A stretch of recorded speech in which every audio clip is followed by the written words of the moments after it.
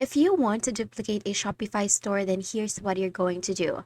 First, understand that Shopify doesn't have a one-click duplicate feature, but you can manually copy your data.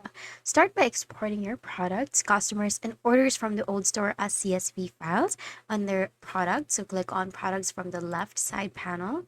And then from here, you're going to click on export.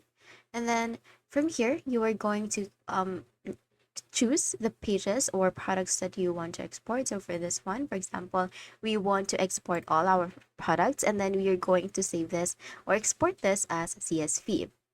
Now, after that, we're just going to hit on export product, and then from here, you are going to create a new Shopify store with a different email address. Now, go to this new stores admin, and then, of course, you can see this. Now, what we're going to do is we're just going to click on import, and then you can import your CSV files, and then we upload your product images.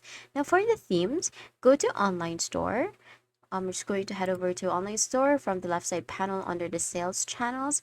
And then from the themes, we are just going to download the theme file. So just click on this, and then we are going to download this.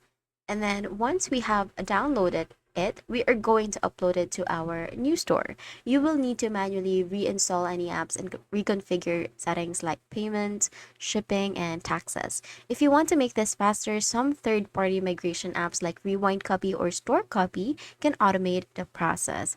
And that's it. That is how you can duplicate a Shopify store. I recently created an hour-long step-by-step Shopify tutorial which can help you set up your store in no time. If you want to learn more, click here to watch the full video, and I will see you there.